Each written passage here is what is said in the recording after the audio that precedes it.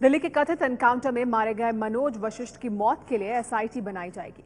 ये दावा मनोज के परिवार ने गृह मंत्री राजनाथ सिंह से मिलने के बाद किया है। मनोज के परिवार का दावा है कि मनोज का मर्डर किया गया है, लेकिन पुलिस एनकाउंटर करने पर कायम है।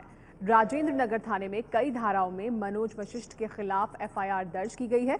इस मामले में दिल्ली पुलिस सवालों के घेरे में है, लेकिन घर वाले पुलिस पर मर्डर का आरोप लगा रहे हैं और अब घर वालों के हवाले से खबर सामने आ रही है कि साजिश के तहत मर्डर किया गया। राजनाथ सिंह से वो मिले, गृह मंत्री राजनाथ सिंह से, और मनोज वशिष्ठ के परिवार का यह कहना है कि राजनाथ सिंह ने उन्हें आश्वासन दिया है कि एसआईटी बनाई जाएगी। कल परिवार सीएम केजरीवाल से भी मिला था। केजरीवाल ने एनकाउंटर की जांच मजिस्ट्रेट से कराने का आदेश दिया है और अब परिवार का दावा यह है कि उनकी मुलाकात जब गृह मंत्री राजनाथ सिंह से हुई तो राजनाथ सिंह ने उन्हें आश्वासन दिया है कि एसआईटी का गठन किया जाएगा। मेरे साथ है इस वक्त प्रियंका वशिष्ठ, जो कि राजनाथ सिंह से मिलकर आई है। उनसे बात करते हैं। मैम, क्या बात हुई है? उन्होंने मुझे आश्वासन दिया कि मतलब आपको न्याय मिलेगा, आपके साथ नाइंसाफी नहीं होगी। ठीक है। और एसआईटी के गठन के बारे में बात की? उन्होंने ऑर्डर कर दिए हैं। उन्होंने बोल दिया है कि एसआईटी के ऑर्डर हो गए हैं। पोस्टमार्टम के बारे में क्या? पोस्टमार्टम के लिए उन्होंने बोला कि वीडियोग्राफी के थ्रू होगा। ठीक है। और क्या आपको लगता है कि उन्होंने जो आश्वासन दिए हैं वो उसे खरे उतरेंगे, पूरा किया जाएगा? हाँ जी। और उन्होंने मुझे कहा आपको जब भी लगता है आप मेरे से आके मिल सकती हैं। ऐसा नहीं कि मैं आपसे आज मिल रहा हूँ और आगे नहीं मिलूंगा।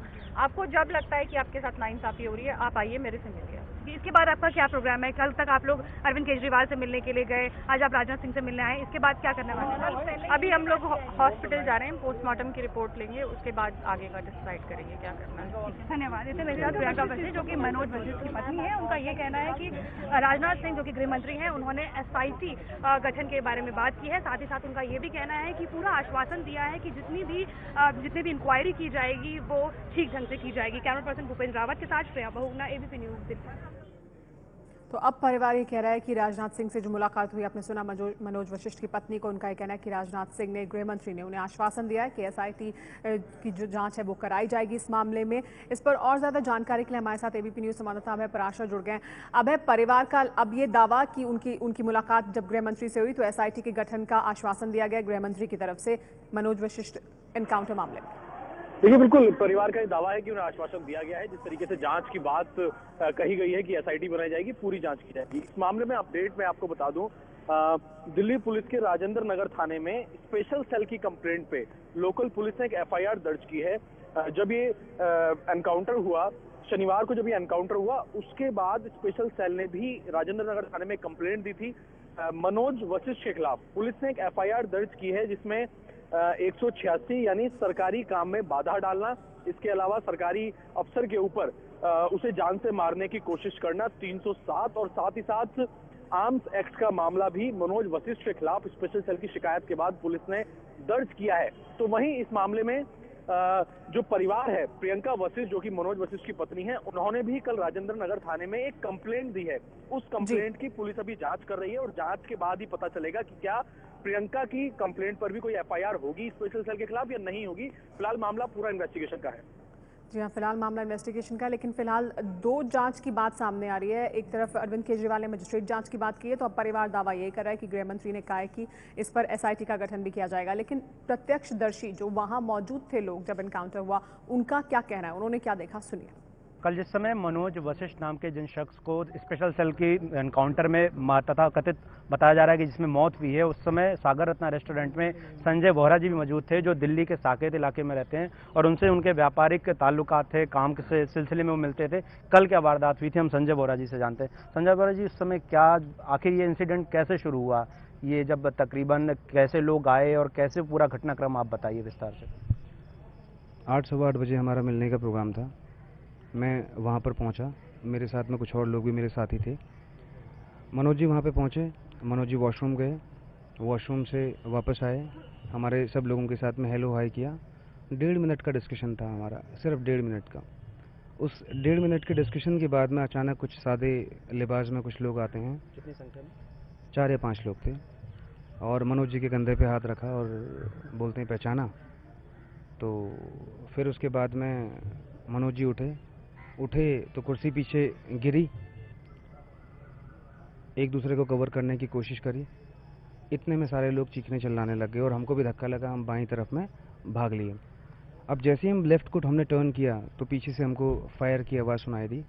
तकरीबन जब फायर की आवाज़ सुनी तो उसके बाद में और तेज़ लोग भागने लग गए, कुछ लोग नीचे उतरने लग गए। तो हम वहाँ पे फिर हमने आवाज़ सुनी, वो लोग बोलते हैं कि हम पुलिस वाले हैं, आप घबराइए मत और हमारे साथ में कोऑपरेट कीजिए। फिर उसके बाद में हम लोग वहाँ पे खड़े हो गए, तो फिर पता लगा इतने में मनोज जी वॉज फिनिश। तो मनोज जी वहाँ अकेले आए हुए थे?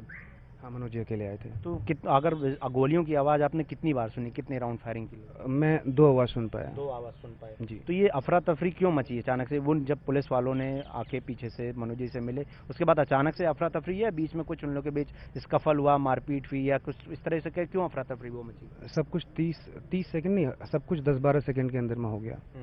कोई लड़ाई मारपीट वगैरह कुछ नहीं हुई, वो एक दूसरे को कवर करने की कोशिश हुई।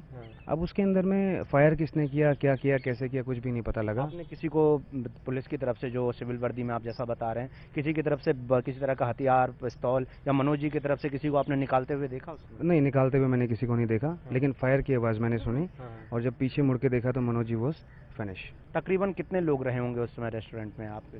30-40 लोग रेस्टोरेंट के अंदर में थे जी। तो क्या आपने आसपास कोई सीसीटीवी पे आपकी नज़र गई या कुछ ऐसा कैमरा वहाँ पर लगा हो, कुछ चीज़ आप वहाँ पर याद करना चाहें? सीसीटीवी कैमरा तो था उधर पे।